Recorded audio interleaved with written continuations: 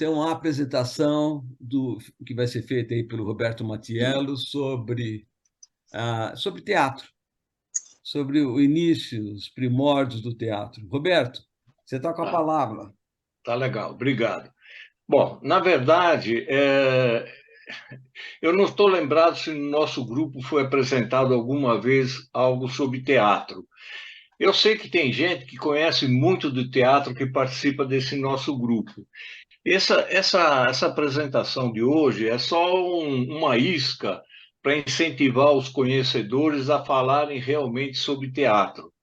E se tiver alguém que conheça as obras do Shakespeare, que esse cara foi um gênio, realmente foi um gênio, se falasse um dia sobre o Shakespeare, seria espetacular.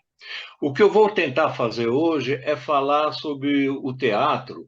Eu dividi em três partes assim distintas dessa fala, né? A primeira é o teatro grego, que foi aonde apareceu o teatro, né?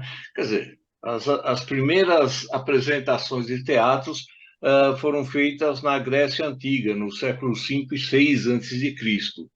Depois, vocês vão ver, eu vou tentar falar sobre a Commedia dell'arte, que é uma fase do teatro na Itália. E, finalmente, por isso que são em três atos, a terceira parte é referente a um escritor, enfim, colaborador do teatro, chamado Carlo Goldoni, que foi um camarada que mudou, nós vamos ver daqui a pouco, a ideia da comédia dell'arte. Então, eu vou fazer essa apresentaçãozinha, é só para incentivar quem realmente conhece teatro para fazer uma apresentação como se deve do teatro, tá bom? Então, vamos lá. Então, é por isso que chamei uma apresentação do teatro em três atos. São três partes bem distintas. Talvez a segunda e a terceira estejam correlatas, estejam anexas uma à outra. Mas então, vamos começar. Wagner, vai para frente, por favor. Bom, o primeiro ato é a gente falar, como eu disse para vocês, sobre o teatro grego, né? Como todos nós sabemos, foi onde começou o teatro. A origem do teatro foi por volta do século VI a.C. Ele surgiu, existiam umas procissões na antiga Grécia em homenagem ao deus Dionísio. O deus Dionísio era o deus Baco, Dionísio para os gregos e Baco para os romanos. E eles faziam uns tipos de umas procissões, o pessoal da Grécia, eles chamavam essas procissões, esse estilo procissão, de ditirambo, né? E era um compositor, o pessoal saía fazendo como se fosse um bloco carnavalesco, cantando música, dançando, fazendo, enfim, uma série de atividades, que essas atividades foram o início do que depois se tornou o teatro, né? E essas procissões, como eu disse para vocês, eram chamadas de tirambos. Depois dessas procissões, elas foram se transformando e elas tomaram o nome de tragédia. Tragédia é uma versão das palavras gregas. Tragédia, tragos é bode em grego, e tragédia quer dizer canto do bode, ou seja, os gregos costumavam imolar aos deuses os bodes, né? Eram chamados bodes expiatórios. E tragédia quer dizer o canto do bode, e o canto do bode era algo que eles faziam em homenagem ao deus Dionísio, o deus Baco, né? Então, esse nome tragédia decorreu dos ditirambos, e no final dos ditirambos eles faziam a tal do sacrifício dos bodes, os bodes expiatórios, né? Nessa representação número 3, nós vemos o deus Dionísio, que nós vimos quando nós falamos sobre o Caravaggio. A gente viu que o Caravaggio pintou, fez 2 ou 3 obras representando o Dionísio, e uma delas está aí, a representação do Dionísio. Esse daí era um rapaz amigo do Caravaggio que posou para ele. Como eram os teatros gregos? Normalmente eles eram construídos nas bordas de umas colinas, né? Então eles faziam um tipo de umas escadarias nas bordas das colinas, eles aproveitavam as colinas e faziam essas escadarias que é onde o pessoal se sentava para assistir às tais peças de teatro, tá certo? À frente do palco existia, nós vamos ver daqui a pouco como se dividia quais eram as partes principais do teatro grego, né? Mas no fundo ficava o palco, onde eram feitas as representações, e à frente ficava o coro. Nós vamos ver daqui a pouco. Vai para a próxima, que vai dar para a gente ver direito como que era. Aí, representação de Dionísio, né? Aí são algumas figuras retiradas de alguns mosaicos e algumas esculturas antigas, né? O teatro grego começou com os rituais mágicos e religiosos, se desenvolveram em espetáculos de entretenimento. Então, aquelas procissões em homenagem ao Dionísio acabaram se transformando em representações de teatro, né? E a gente vê nas figuras 1, 2, 3 e 4 como que eram mais ou menos representadas as figuras que representavam o teatro. Na figura número 3 está uma escultura do Dionísio, né, que era o deus Baco para os romanos e Dionísio para os gregos, né? Ele era o deus do vinho e da alegria. Vamos para frente, Wagner. Tá aí, ó. As partes do teatro grego, começando da esquerda em cima, né? Os atores principais se apresentavam no terraço que era chamado de proscênicon, usando máscaras e sapatos com plataformas altas para serem vistos pelas fileiras do fundo.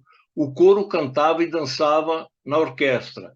A orquestra ela entrava pelas laterais, como está mostrado aí, tanto na lateral direita quanto na lateral esquerda, ao lado de onde ficava o público, né? A acústica era perfeita, de tal forma que a pessoa sentada na última fileira podia ouvir perfeitamente aquilo que os atores falavam lá no proscênico, tá certo? Ou seja, o formato da construção do teatro era perfeitamente compatível com a acústica, de tal maneira que todos conseguiam ouvir. Nós vamos ver como aqueles que ficavam mais longe. E todos eles, tanto os da frente como os do fundo, podiam ouvir perfeitamente o que era dito pelo pessoal que estava representando, né? A orquestra de terra batida, essa parte praticamente circular que fica embaixo das arquibancadas, né? Onde o coro, né, se apresentava e eles dançavam e faziam todas uma série de intervenções. O pessoal do coro fazia uma série de intervenções junto com o pessoal que representava, tá? Bom, basicamente eram essas as partes do teatro e as características do teatro grego. Quem visitou não só a Grécia, mas como as cidades que eram de origem gregas, principalmente as cidades que ficam no sul da Itália, na Sicília, pode ter visto perfeitamente como que eram esses teatros. Realmente eram obras de arte, era uma obra de engenharia, principalmente no que tange à visualização do que era representado, quanto no que se refere à escuta daquilo que era dito. Tá? Vamos para frente, vai. Bom, os principais componentes cenotécnicos, enfim, eles já começavam a fazer, vamos dizer, as várias divisões do teatro.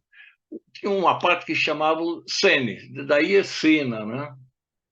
Eram barracas simples de madeira, de pano, onde os atores se trocavam. Então, na parte de trás, o pessoal se trocava e depois eles apareciam na frente, na região chamada scene.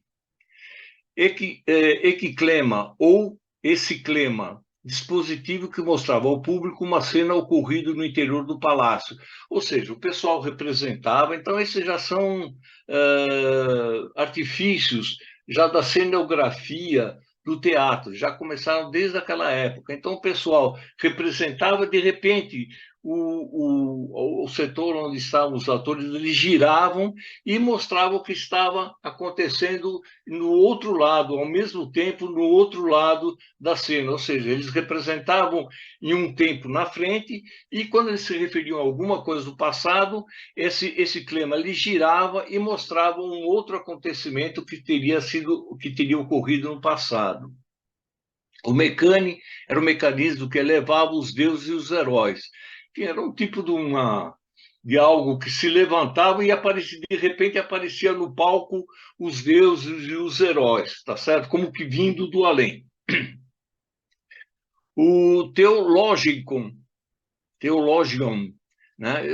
São nomes em gregos, é um mecanismo que fazia com que uma divindade descesse à cena. Então, de repente, quando precisava que um deus descesse à cena, eles usavam esse tipo de dispositivo. Nós vamos ver alguma coisa mais para frente, por que apareciam os deuses de repente. E existiam também, né, como componentes cenotécnicos, os alçapões.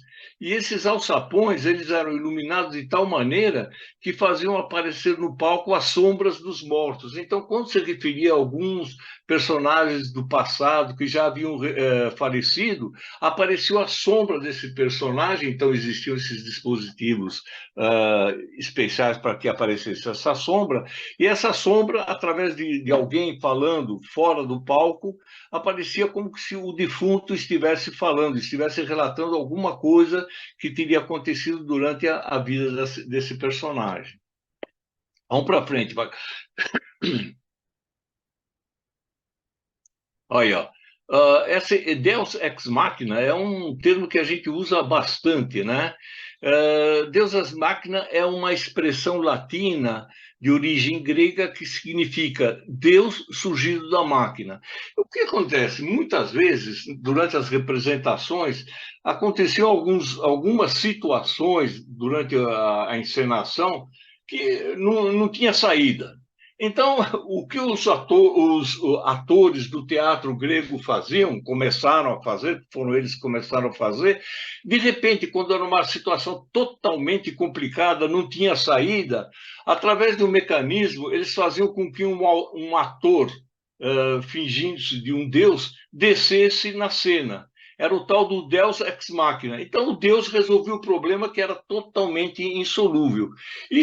Essa expressão a gente usa até hoje, quando tem algum problema em algum caso da vida da gente, ou enfim, alguma coisa que precisa descer um Deus no meio da cena para que resolva um problema que era totalmente impossível de ser resolvido, né? O método, então, adotado era fazer o ator, o Deus, né, descer no meio da cena usando-se um guindaste, que nada mais era que uma máquina, tá certo?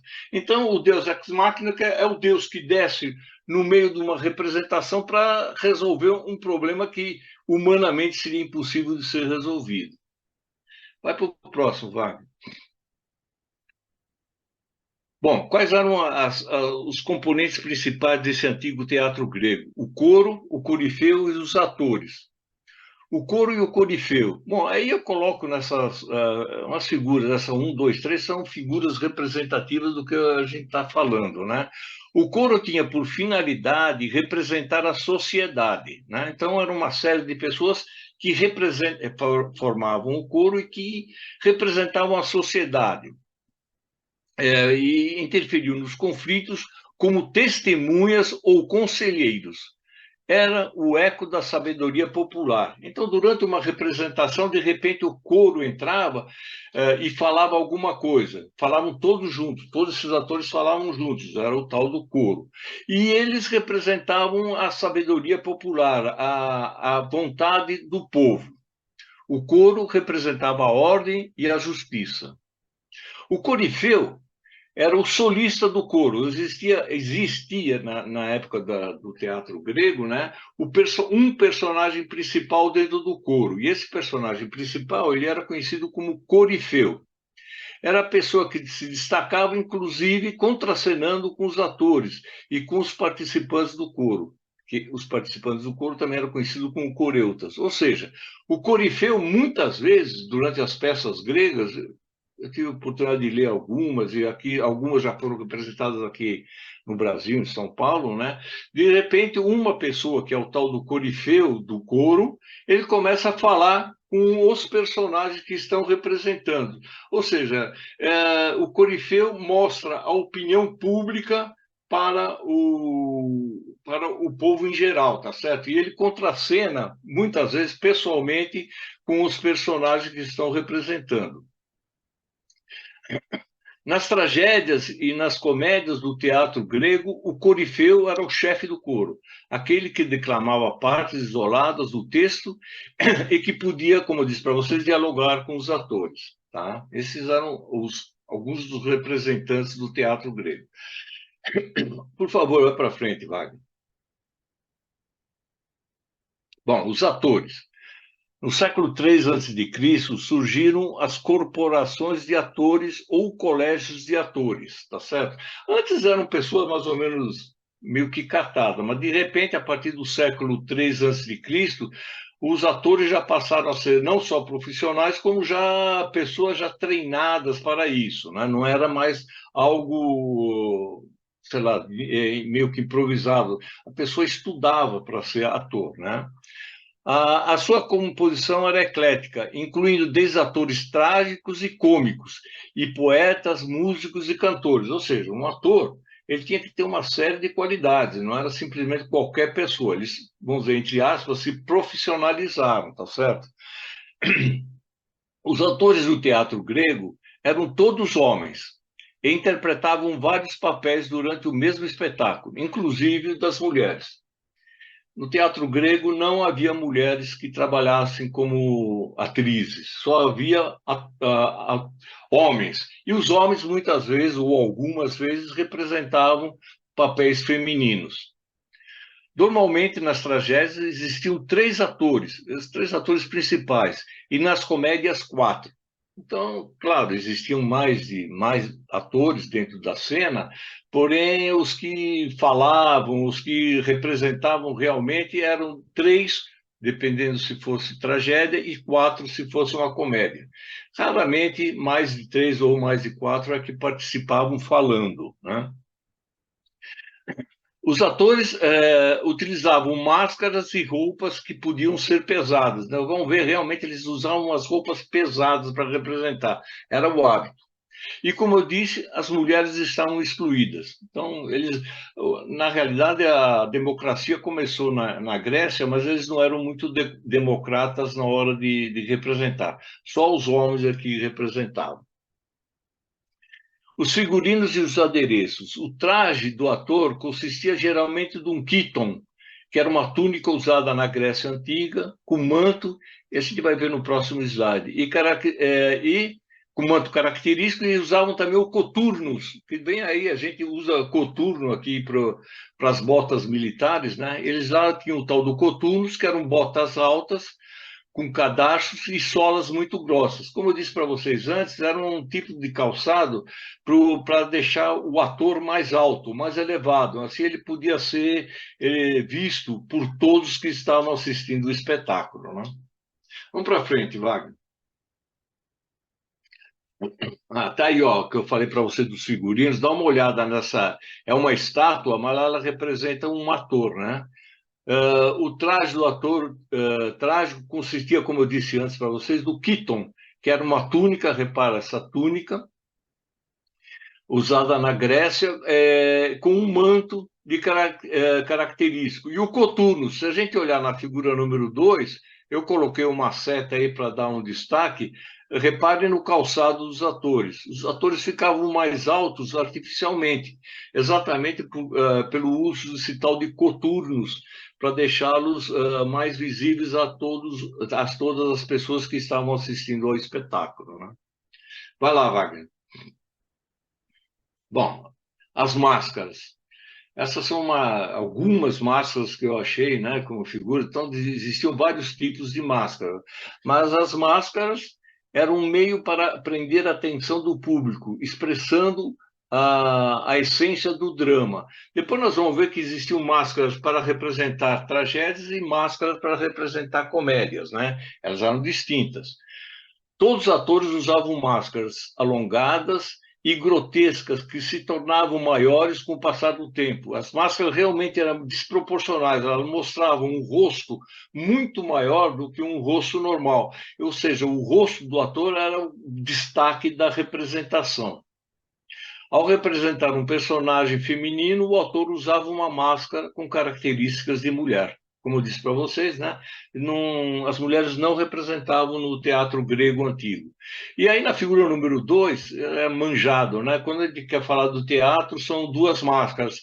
Uma que representa a comédia, que é como a máscara sorrindo, e outra meio triste, né? Meio quase que chorando, é a máscara que representa a tragédia. Isso é usado até hoje, né? Vai lá, Wagner. As máscaras do teatro grego. Então, eu mostro vários tipos de máscaras, né? Personagens mitológicos e alegóricos requeriam máscaras especiais, como a das fúrias. Por exemplo, a Medusa era considerada uma das fúrias. Então, a máscara, ela tinha cabelos que eram serpentes. Essa figura número 4 aí é o retrato da Medusa. Esse retrato da Medusa foi feito pelo Caravaggio. Inclusive, teve exposições do Caravaggio aqui em São Paulo, onde esse quadro, né, essa representação, não é bem um quadro, é um escudo, em que é representada a cabeça da Medusa. As máscaras criavam o clima mítico das tragédias e o grotesco das comédias. O interessante que vocês reparem, normalmente as bocas das máscaras são alguma coisa meio estranha, não parece muito, é uma bocona, né? A deformação das bocas das máscaras possibilitava a ampliação do alcance da voz do ator, né? Então, como a voz do ator, evidentemente, não existiam microfones, né? Então, para facilitar a acústica, essas bocas elas eram feitas de um tamanho maior e de uma forma tal que elas podiam amplificar a voz da pessoa que estava representando. Vamos para a próxima, por favor, vai. Bom, então, as representações gregas, elas basicamente se dividiam em duas partes, como a gente já sabe, como foi dito.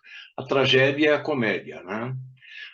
A tragédia era um drama caracterizado pela seriedade e dignidade, frequentemente envolvendo conflitos entre personagens, os deuses, o destino ou a sociedade. Bom, certamente não sei, mas já foram representadas muitas tragédias gregas nos teatros aqui de São Paulo e do Rio de Janeiro, principalmente as cidades principais aqui do Brasil, né? E a gente já teve a oportunidade de assistir alguns. Então, apesar dessas tragédias terem sido escritas 500 anos, estou chutando, antes de Cristo, até hoje, passados 2.500 anos, a gente ainda tem chance de assistir essas próprias tragédias e comédias. Quer dizer, é uma coisa que se perenizou. A comédia é uma representação em que se criticava a sociedade, a religião, a política, de forma divertida, ridicularizando-as. Então, sempre fazendo algo ser ridículo é uma maneira de fazer uma crítica, tá certo? Isso existia desde então e até hoje é feito assim. Muitas vezes, uma comédia vale mais em termos de crítica do que uma crítica simples e séria, né? Os temas da vida cotidiana, usos, costumes, moral vigente e personalidades da época, eles faziam parte das críticas das comédias, né? Eles eram ridicularizados muitas vezes. Nós vamos ver mais para frente quais eram os alvos principais das comédias. O herói passava do infortúnio para a felicidade, isso nas comédias. Então, normalmente, o herói da comédia é um cara que começa azarado da vida no começo e sempre no fim ele acaba se saindo bem, diferentemente das tragédias, que muitas vezes as tragédias o personagem principal acaba morrendo ou acontecendo alguma coisa de muito ruim, né? Então, realmente, era uma antípoda. A tragédia e a comédia eram duas coisas totalmente diferentes, né? Desde aquela época. O herói passava do infortúnio para a felicidade, como eu disse, diferentemente da tragédia, que é exatamente o contrário.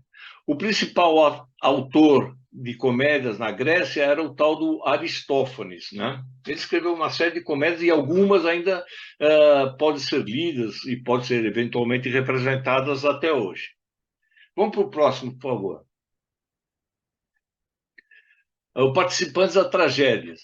Bom, quem eram os participantes das tragédias? O coro, como nós vimos, né, que representava a sociedade, o corifeu, que era o porta-voz do coro, os protagonistas, desculpa aí ler, porque é um negócio meio complicado, deuterogonista e trigonistas, ou seja, existia o personagem principal, o secundário e os que participavam como figurantes. Então, eles eram divididos dessa maneira, tá certo? Os participantes das tragédias. E a tragédia, ela era algo regulamentado, ela tinha partes, quer dizer, todas as tragédias, pelo menos as gregas, eu me refiro a elas, né?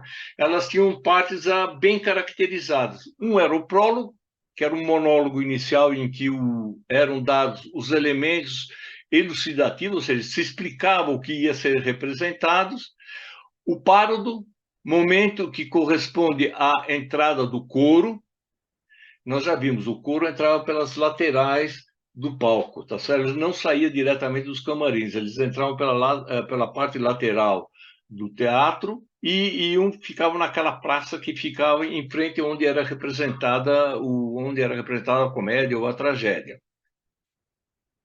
Os episódios, que eram as ações ligadas ao tema principal da narrativa, o estásimos, cada um das odes cantadas pelo coro entre dois episódios. Então, havia um episódio e, antes de começar o outro episódio, existiam esses estásimos, que cada um das odes era um tipo de músicas cantadas pelo coro, né?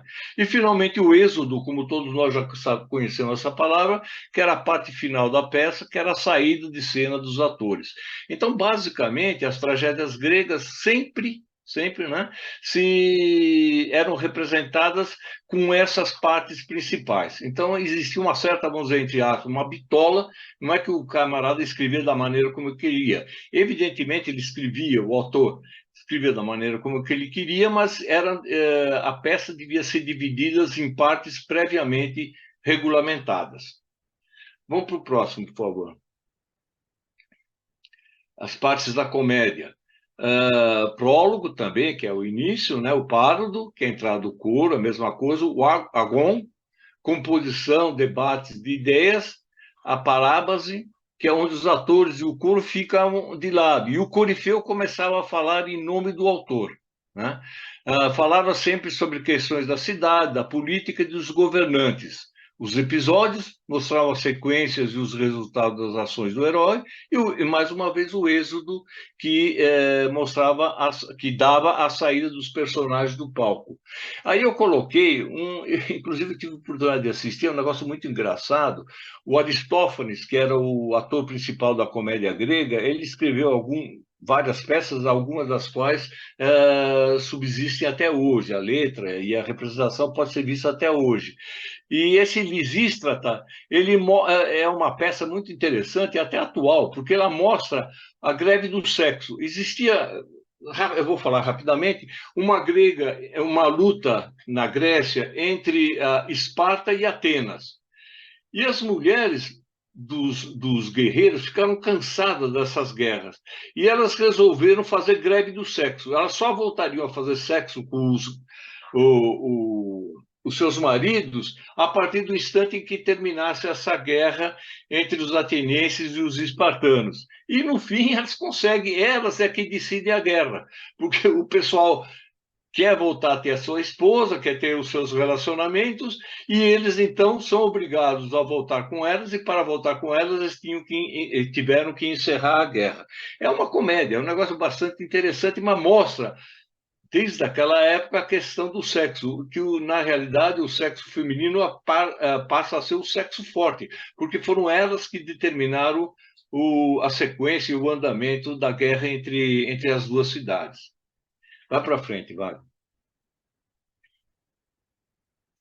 Bom, os principais atores das tragédias foram o Ésquilo, né? o Eurípides e o Sófocles. Bom, coloco aí o que eles fizeram, cada um deles, né? Mas e as figuras deles. Então, os principais atores trágicos gregos foram três: os Ésquilo, o Sófocles e o Eurípides, tá certo? Cada qual em seu tempo, mas basicamente todos eram vivos entre os anos 500 e 400 antes de Cristo. Foi o apogeu a época do apogeu da tragédia grega, tá certo? Vamos para o próximo, Wagner. E o principal comediógrafo, o escritor de comédias, foi, como eu falei para vocês, o Aristófanes, né? Sua obra debate problemas específicos do povo grego, geralmente fez críticas aos autores das tragédias.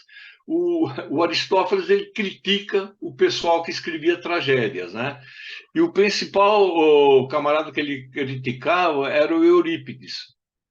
Ele, engraçado, ele era conservador, esse camarada. Ele mostrava-se contrário à democracia e à guerra, né? Defendia os interesses dos proprietários, né, de terras e os tradicionalistas. Ao todo, ele escreveu 47 peças, das quais 11 chegaram até nós. As nuvens, críticas aos sofistas, que eram os filósofos, né? Principalmente Sócrates, ele criticava, quer dizer, então era uma forma de ridicularizar os filósofos, era essa forma de ridicularizar, era uma forma de fazer a crítica a eles, né? Como falei para vocês, a Lisístrata, as Vespas ridiculariza os tribunais, é algo que pode ser passado atualmente, é bem atual. A Lisístrata que essa que eu falei para vocês, que mostra a luta entre gregos, né, entre os atenienses e os espartanos, e que terminou pela interferência das esposas dos guerreiros. Vamos para frente, Wagner.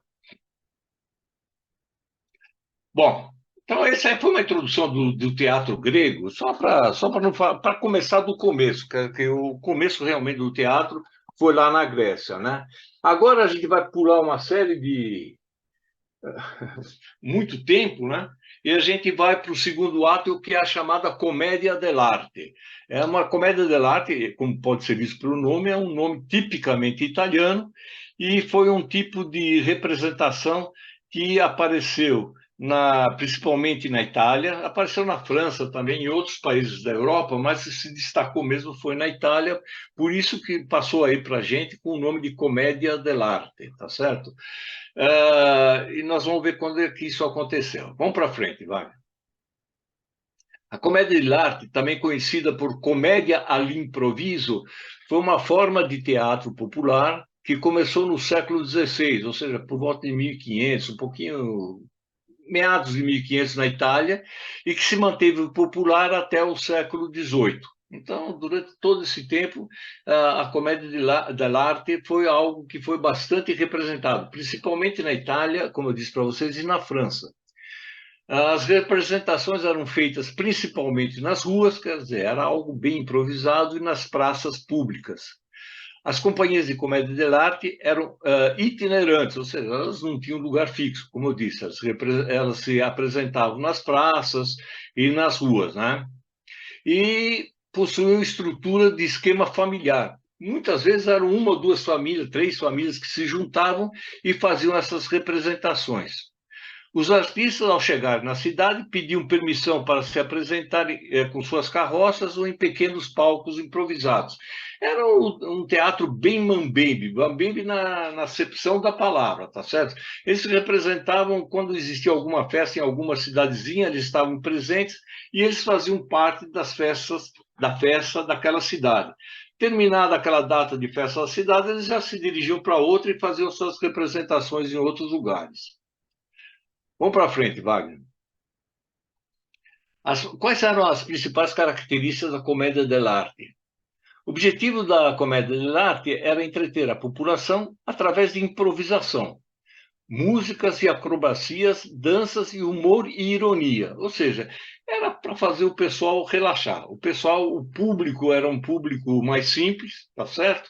E esse era o objetivo, fazer o pessoal dar risada, relaxar, quer dizer, sem muito compromisso com qualquer outra coisa que não fosse a diversão, a alegria, né?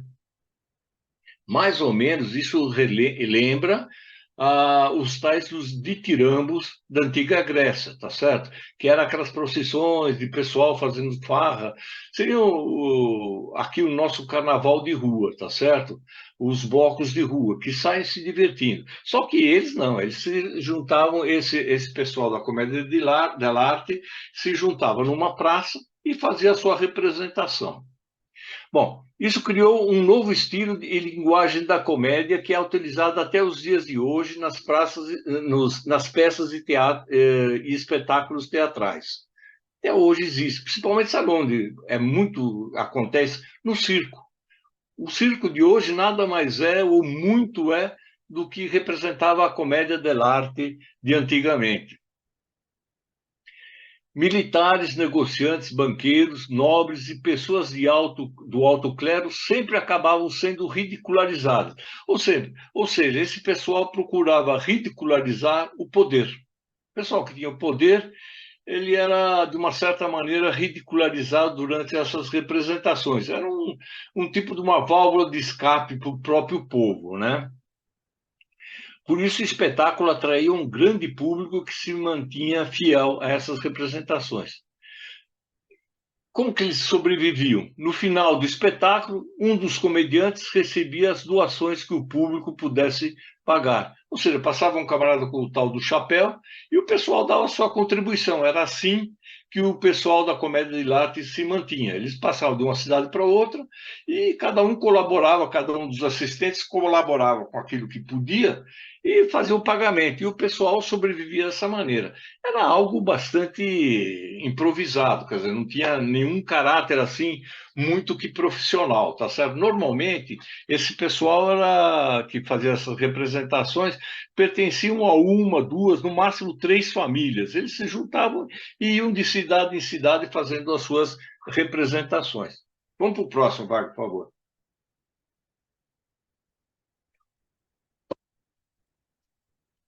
Olha, uma das características que era parecida com as peças gregas é que os personagens usavam máscaras grotescas. Então, o pessoal da comédia dell'arte usava máscaras. As primeiras representações de comédia dell'arte se datam pelo menos que a gente saiba historicamente, datam de 1551 em Roma, né? Pelo menos essa talvez pode ter existido antes, mas que existe, vamos dizer, um, algo histórico dessa representação feita por uma companhia de comédia dell'arte data de 1551. Ela foi uma vertente, a comédia dell'arte, ela foi uma vertente popular do teatro do Renascimento. No Renascimento, se representava muito questões de santo, a vida de santo, algo relacionado com a igreja. Essa comédia dell'arte já fugiu a isso, tá certo? Então, a partir desse instante, deixaram de ser representações que eram feitas normalmente perto de igrejas, enfim, representando cenas teológicas, cenas religiosas, e passaram a ser representadas coisas divertidas. A diferença entre a comédia dell'arte e o teatro que estava sendo produzido na Renascença era o caráter popular e improvisado. É bom saber que essas representações eram totalmente apresentações de improviso. O pessoal tinha mais ou menos uma diretriz do que fazer, mas não tinha nada escrito. Por esse motivo, ficou também conhecida com o nome de comédia all'improviso, exatamente por causa disso. Não existia texto. Existia assim, uma linha geral do que devia ser feito, falado, mas não existia texto. Tanto que uma mesma representação de um grupo podia ser feita de maneiras diferentes entre uma apresentação e outra. Entre uma apresentação em uma cidade e a mesma apresentação em outra cidade, podia haver algumas mudanças na forma de encenar e na forma de cada um falar. Era um improviso. Vai em frente, Wagner. O teatro ou palco, como eu falei para vocês, apresentava-se em feiras livres e nas festas populares. Muitas vezes era a festa do santo padroeiro daquela cidade, então o pessoal que faziam quermesse, etc., o pessoal também aparecia lá para fazer a sua representação.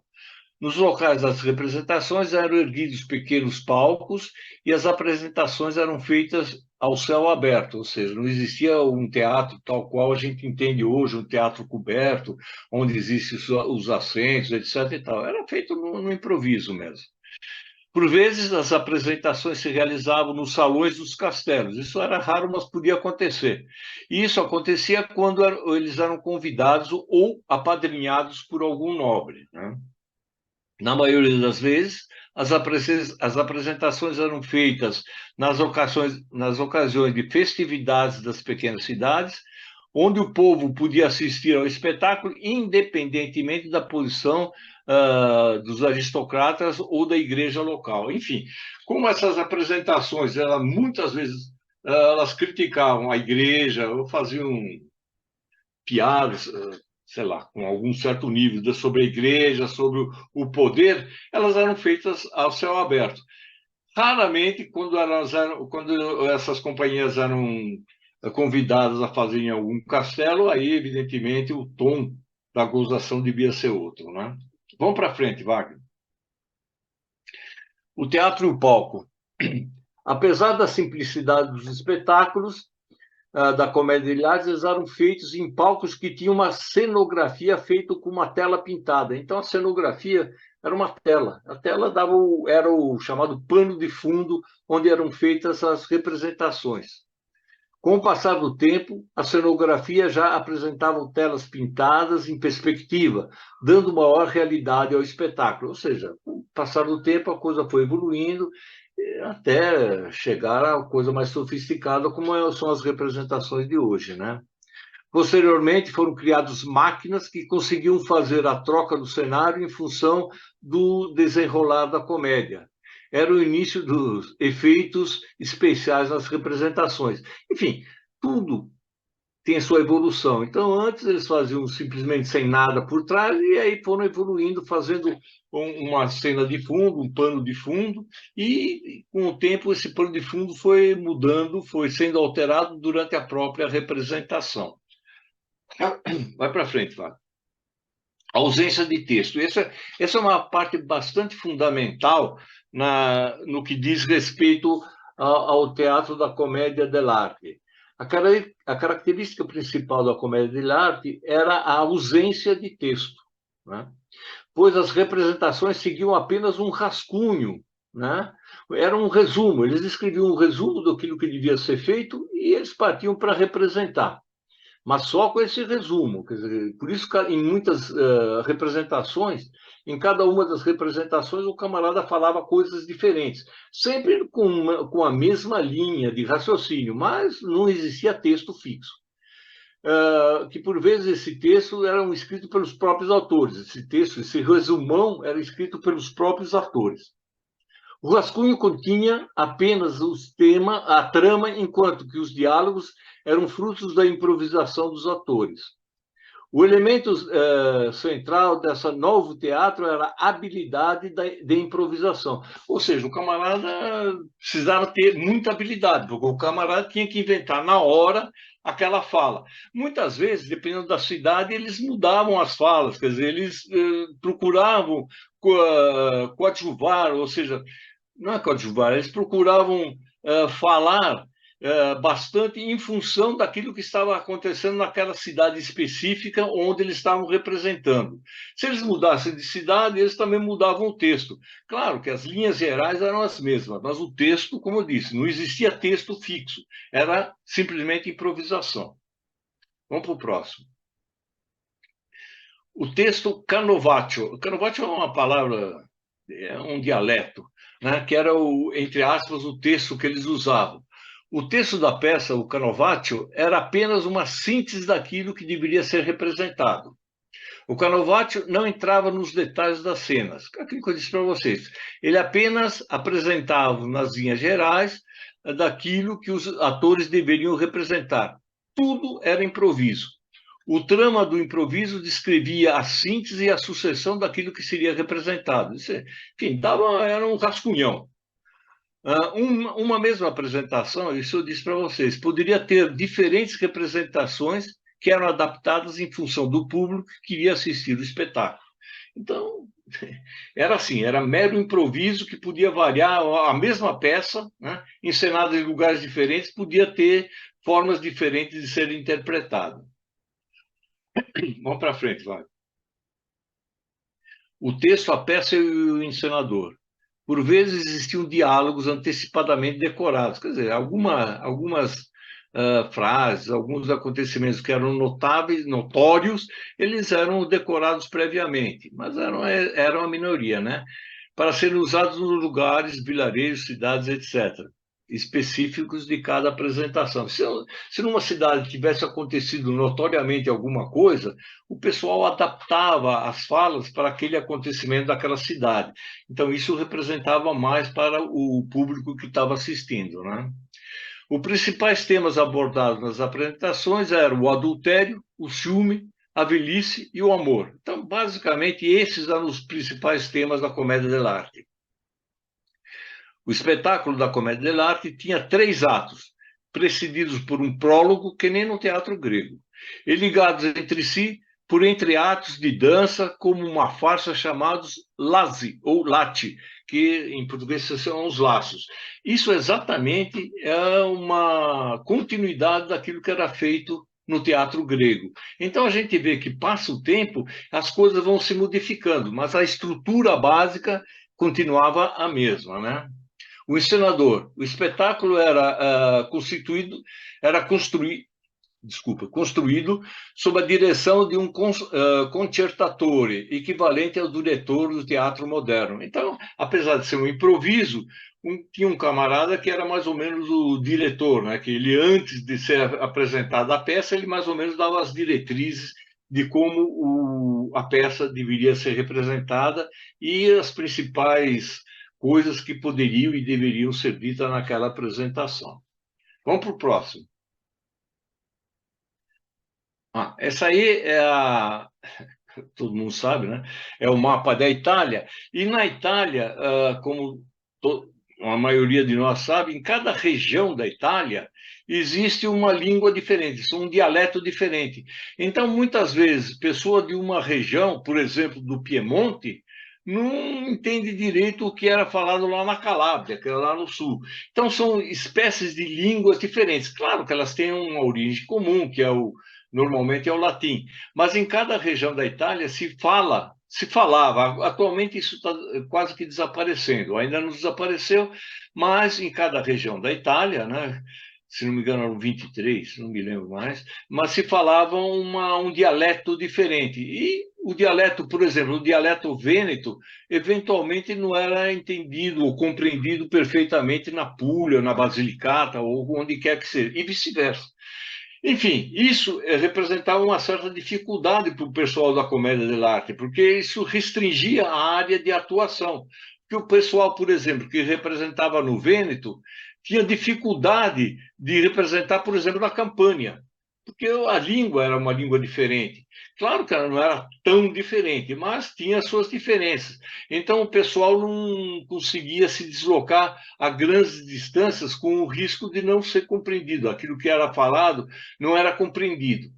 E isso acabou causando uma série de fatores, por exemplo, a mímica. Então, o pessoal usava muito a mímica. Ela era muito usada durante as apresentações dos atores da comédia dell'arte devido à grande variedade de dialetos que eram falados na Itália. Então, o pessoal, para se fazer, por exemplo, o pessoal que saía do Vêneto e ia para a Toscana, eles eram mais ou menos entendidos, não eram muito entendidos. E uma maneira de se fazer entender era fazendo mímicas.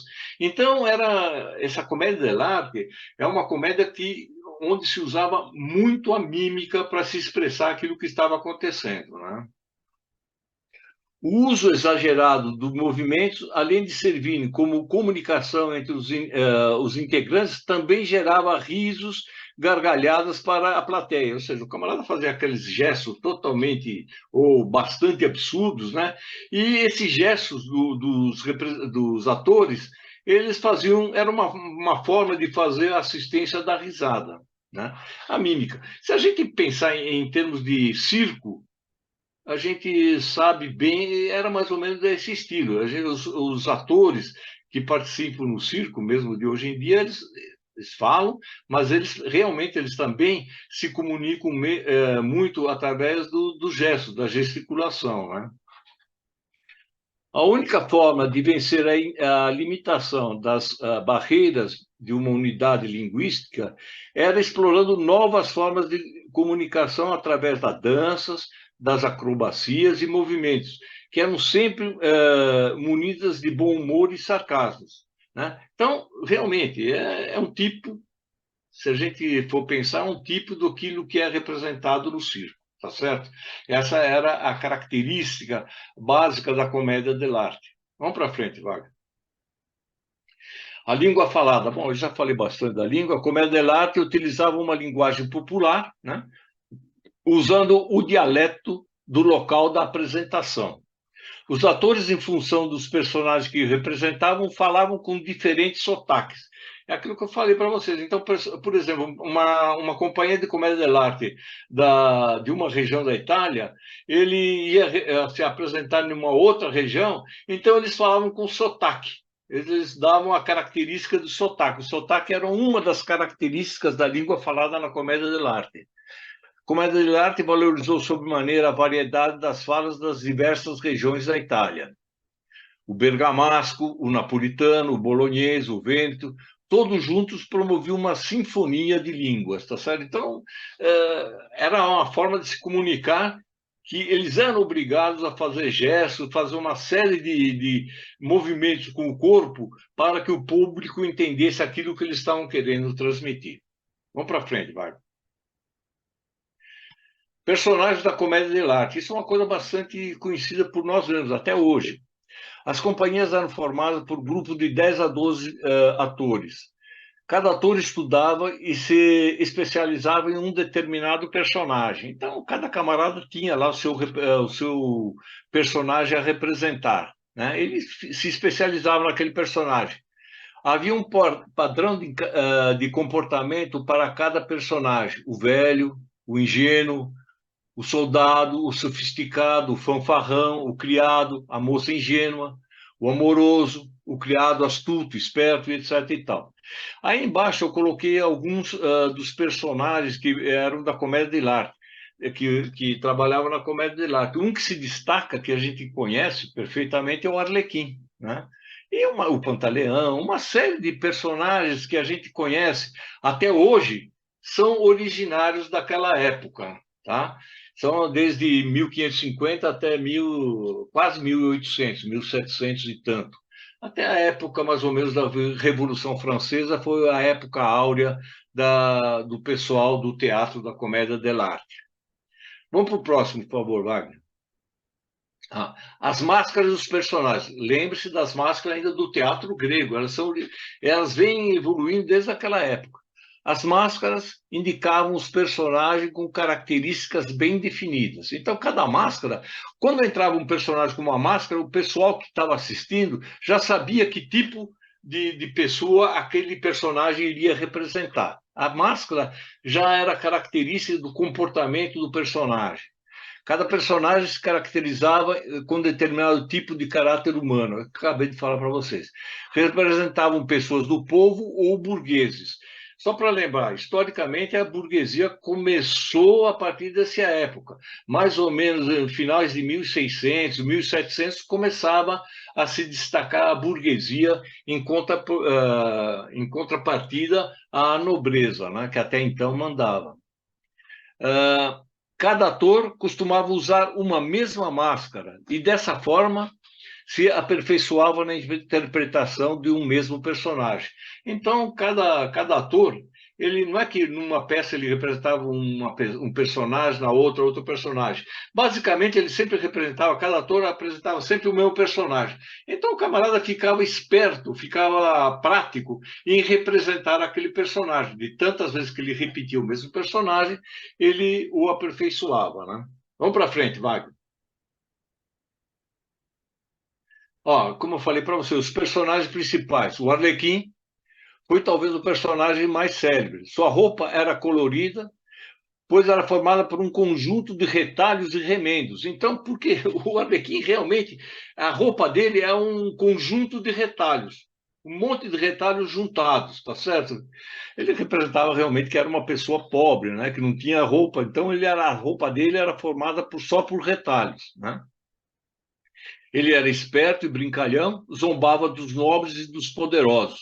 Sempre a zombaria das pessoas nobres e poderosas era uma das formas de se expressar da comédia dell'arte. Outro personagem era a Colombina, que a gente conhece até hoje, uma empregadinha bonita e esperta. Por ela ficavam apaixonados muitos dos personagens. Usava sua beleza para tirar vantagem das situações. Pierrot é outro que a gente conhece até hoje. Vocês veem que a gente fala de comédia dell'arte, de coisas de séculos atrás, mas até hoje. Quem não conhece o Arlequim, a Colombina, o Música da Pierrot, Máscara etc. Negra, né? Máscara Negra. Exatamente. Olha, o Pierrot era o eterno enamorado da Colombina. Ele era um cara apaixonado pela Colombina. Vivia triste por não ver o seu amor correspondido. Tem até música, né? O outro personagem era o Brighella. Talvez não seja tão famoso assim aqui no Brasil, mas ele era um empregado fiel, esperto, egoísta, ágil e cínico. Tratava-se de um trapaceiro que trabalhava para Pantaleone. Pantaleone, em português, a gente chama de Pantaleão. Pantaleão era mais um dos personagens da comédia dell'arte. Mas esses aí, provavelmente, são os principais, esses quatro aí que se destacam. Vai em frente, Wagner.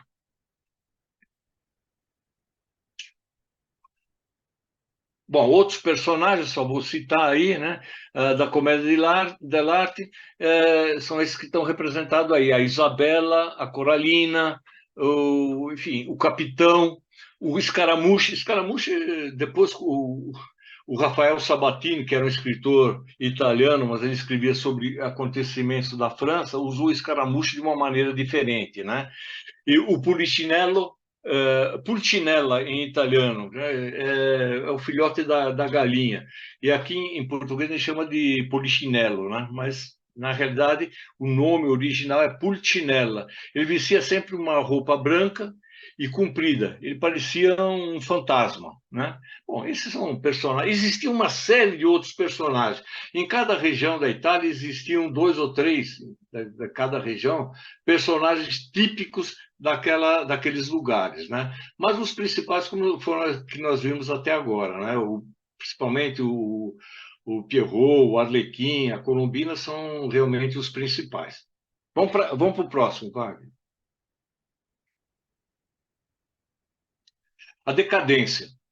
Com o passar do tempo, aquelas que eram as virtudes da comédia dell'arte passaram a ser defeitos. Então, aquilo que divertia acabou enchendo a paciência, né? As cenas eram sempre as mesmas, que apesar de agradarem ao público, não se renovavam, né?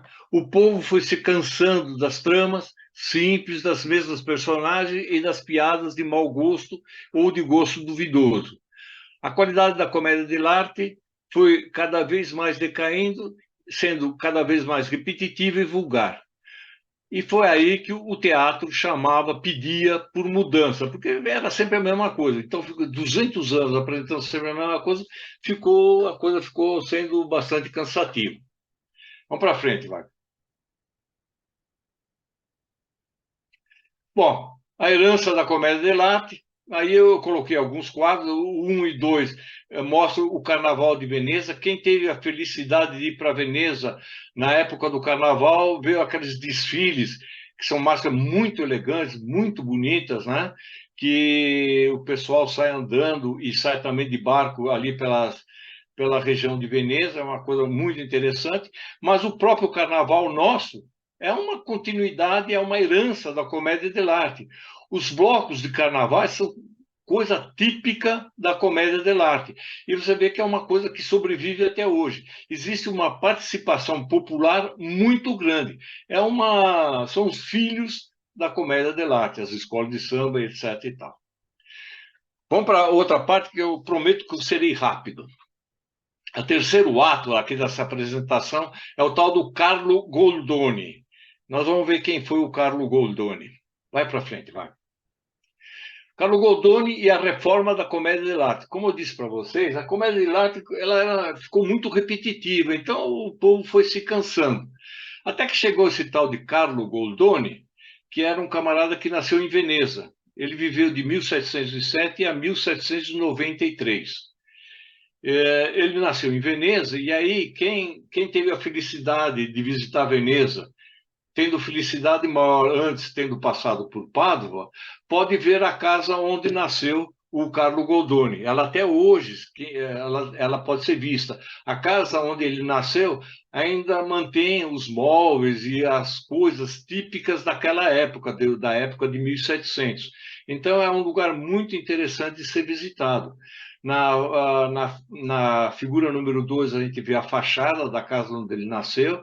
Na 3, a gente vê o pátio interno da casa onde ele nasceu, e o 4, a figura número 4 aí, é uma estátua do Carlo Goldoni, que fica na frente aí dessa casa de onde ele nasceu. Mas existe estátua do Carlo Goldoni, inclusive na França. Em Paris, existe estátua do Carlo Goldoni, porque ele trabalhou também na França. Vamos em frente. Bom, eu não posso deixar de destacar onde realmente o Carlo Goldoni, ele começou. Ele foi muito influenciado por uma cidade, né? A cidade inspiradora. Na juventude, Goldoni foi estudar na Universidade de Pádua. Pádua é uma megalópole que fica perto de Veneza, né? Ele se formou, existe uma universidade muito famosa em Pádua, e nessa universidade existe a escola de advocacia. Ele se formou, o Goldoni se formou advogado em Pádua em 1731, né? E Goldoni se encantou pela beleza e pela cultura da cidade, não é para menos. E foi lá que ele começou a se interessar pelo teatro. Ele, apesar de ser advogado, nessa cidade, ele começou a se interessar pelo teatro. E ele abandonou a carreira de advogado e começou a se dedicar quase que exclusivamente ao teatro. Ele começou ali em Pádua, mas ele também foi atuar, né, em teatro em outras cidades da Itália. Ele foi para Pisa, foi para Bolonha, enfim, foi para uma série de outras cidades italianas, onde, com o tempo, ele transformou a comédia dell'arte em um teatro sem improviso. Vamos lembrar que o Goldoni fez a transição da comédia dell'arte para aquilo que é o nosso teatro que nós conhecemos hoje. Eu tenho que fazer um parênteses aqui. Olha, eu não estou falando do Shakespeare. Shakespeare foi um gênio. Shakespeare nasceu antes, Shakespeare é do início de 1600, tá certo? Esse cara é hors concours, é um camarada fantástico. Se alguém um dia resolver fazer uma apresentação sobre Shakespeare, vocês vão ver que realmente, ele e o Newton foram os dois gênios ingleses. Não há muito mais gênios na Inglaterra a não ser esses dois. Realmente, um dia seria muito interessante falar sobre Shakespeare e o seu teatro. Eu estou falando mais do teatro da parte continental da Europa, tá certo? Vamos para frente, vai.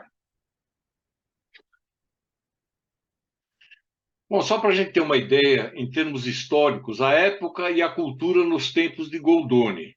Nós vimos que ele nasceu no começo de 1700 e faleceu em 1793, em plena Revolução Francesa. A sociedade burguesa, a nova classe social composta pelos donos dos meios de produção, que são os burgueses, né? Surgiu a crise do feudalismo, então estava terminando o feudalismo da Idade Média, e assumiu um protagonismo decisivo nas grandes revoluções políticas. Então, realmente, as grandes revoluções começaram com a ascensão da burguesia.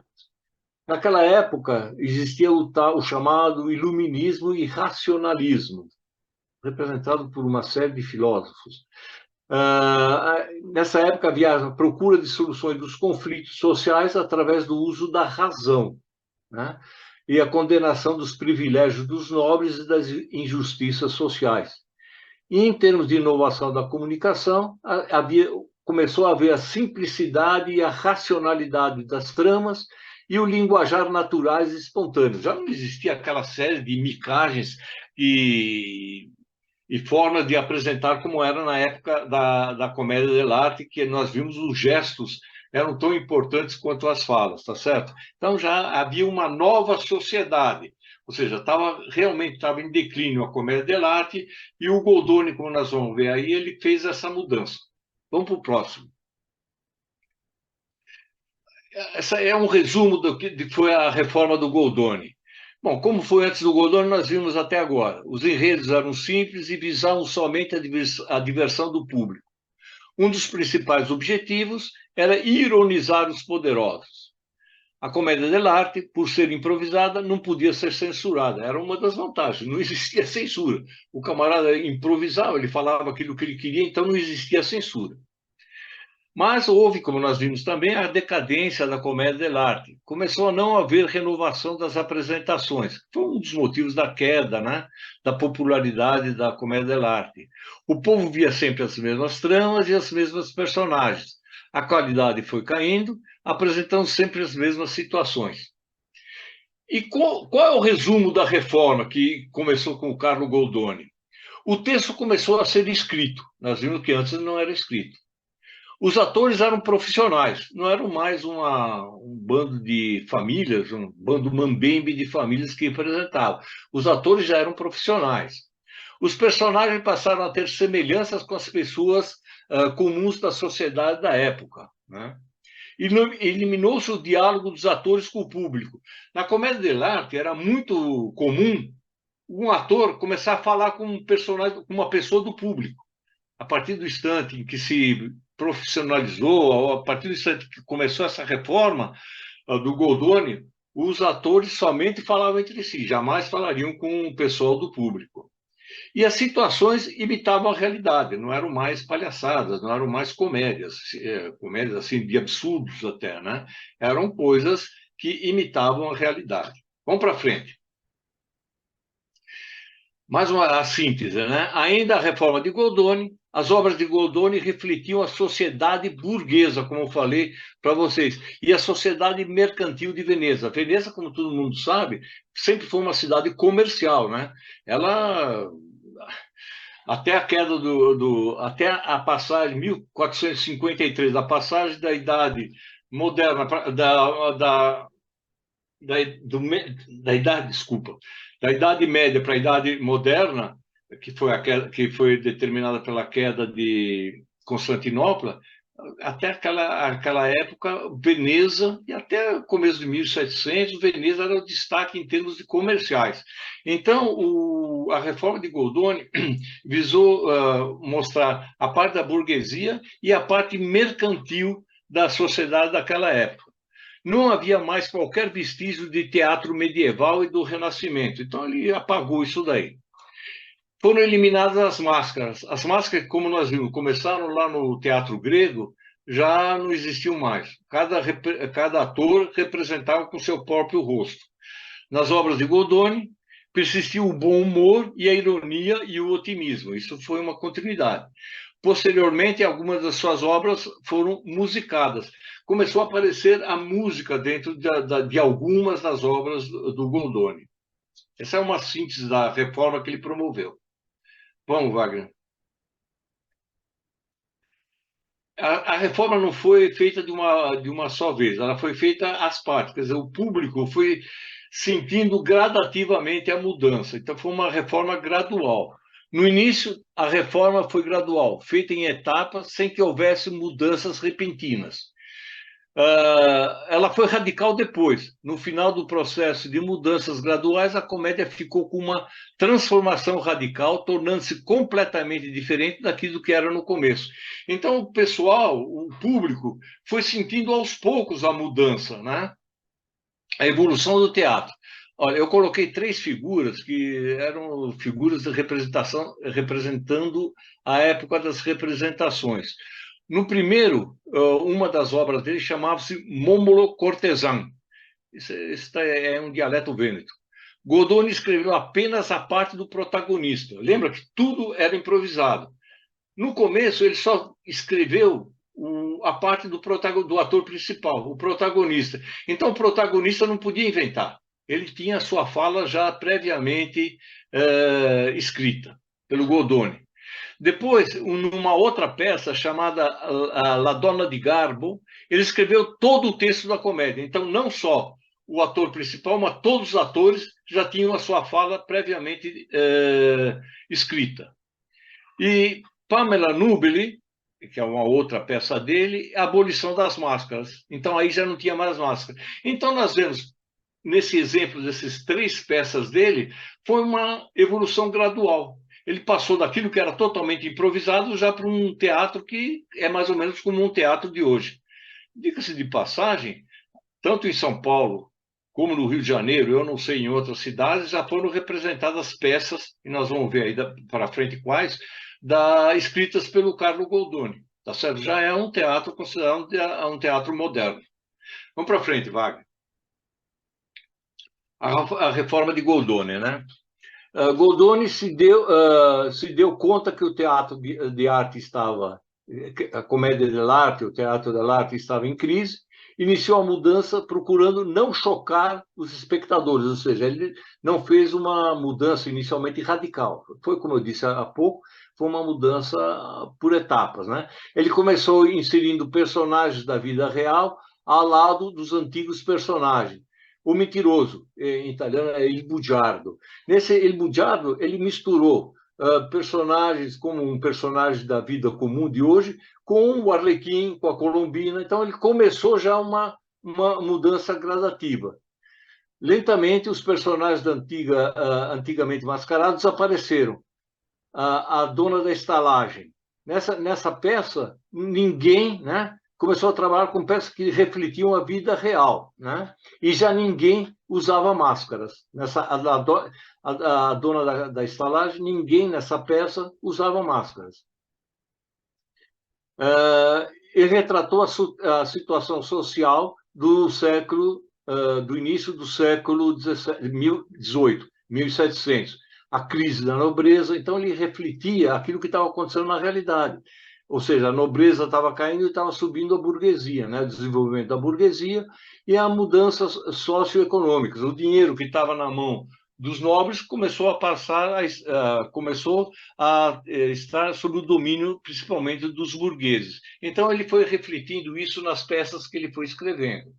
Vai em frente, Wagner. A reforma continuou na tradição da comédia dell'arte, utilizando o dialeto vêneto. Muitas das representações deles foram escritas, como ele nasceu em Veneza se falava o dialeto vêneto, inicialmente ele continuou escrevendo em dialeto vêneto. Sua primeira obra foi escrita em Vêneto e a primeira obra que ele escreveu chamava-se Il Momolo Cortesano.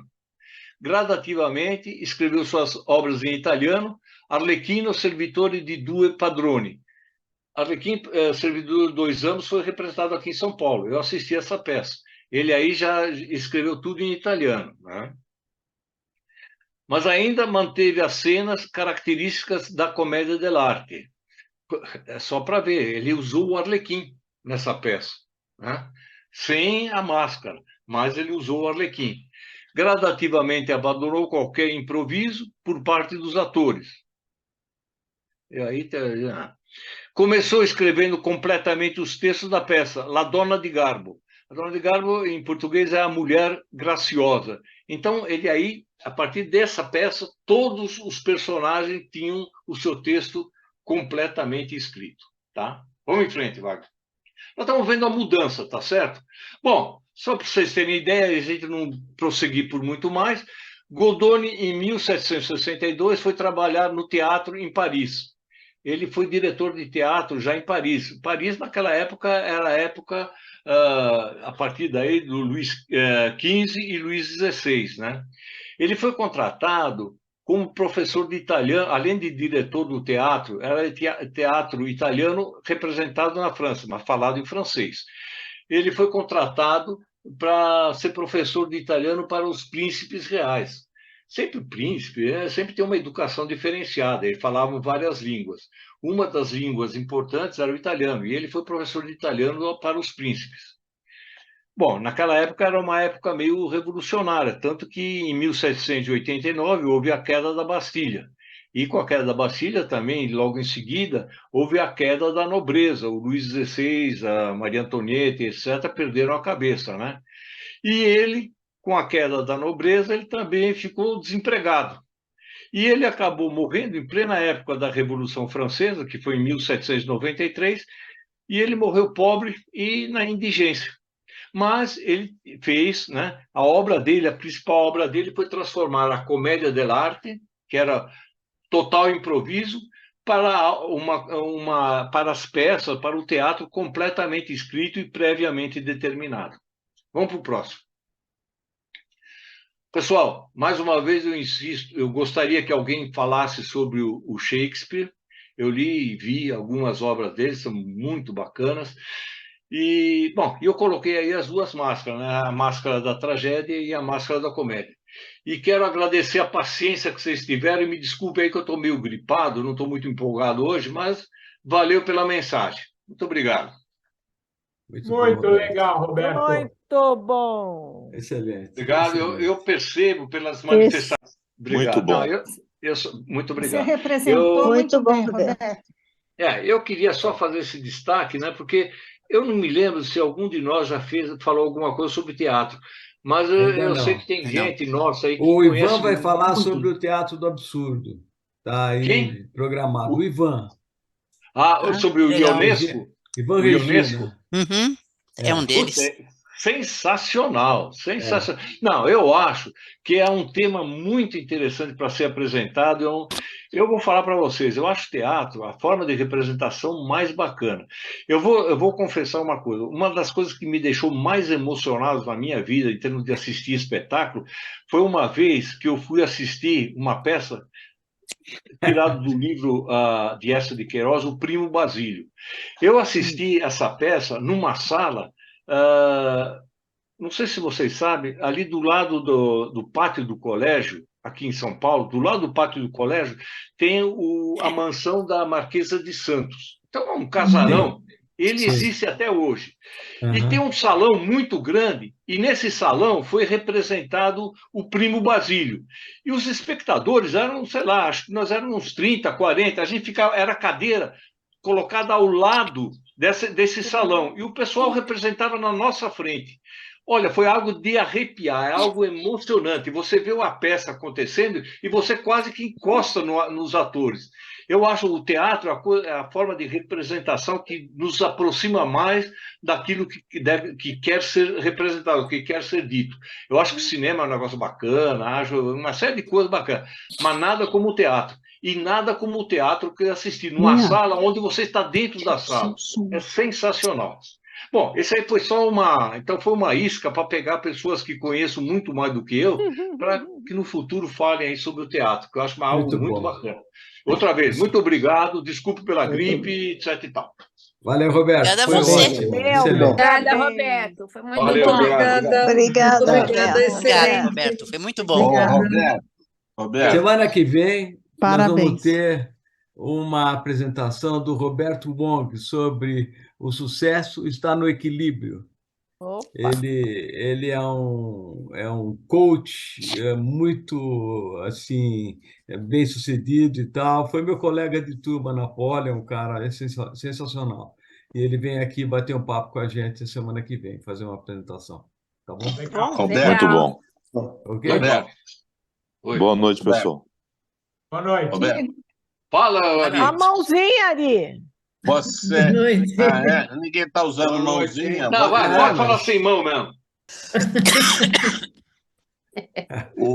Você está falando que assistiu uma peça Sim. na casa da Marquesa de Santos. Eu lembrei Sim. de uma peça fantástica, que foi, acho que a melhor que eu assisti na minha vida, e a Rosa também, que era a história daquele poeta italiano, o assassinato dele, que foi numa mansão, e a peça, você seguia os personagens pela casa. Alguém lembra dessa peça? Você lembra, Rosa, o nome? Eu não lembro o nome. Mas é muito bacana, cara. Você vê- assistiu essa peça? Não assisti. Não. Eu, pessoalmente, não assisti. Mas é fantástico. Você está perto dos caras que estão representando, é sensacional. Não, mas não é isso só. Você ia seguindo a trama e tinha várias cenas. Conforme a sala que você entrava, era uma cena ou outra. E tinha a seguinte regra: se o personagem saísse e deixava a porta aberta, Você podia seguir. Se ele saísse e fechasse a porta, era porque ele estava fora da cena. Legal. No meio da peça tinha um jantar.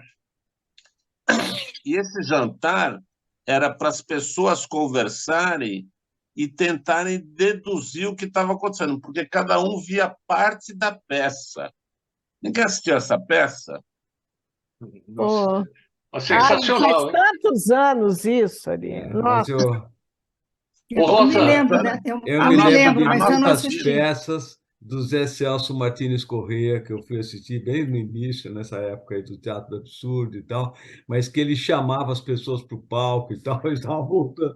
E era uma peça que eles traziam situações de, assim, de bastante tensão para o espectador, queria que o espectador participasse.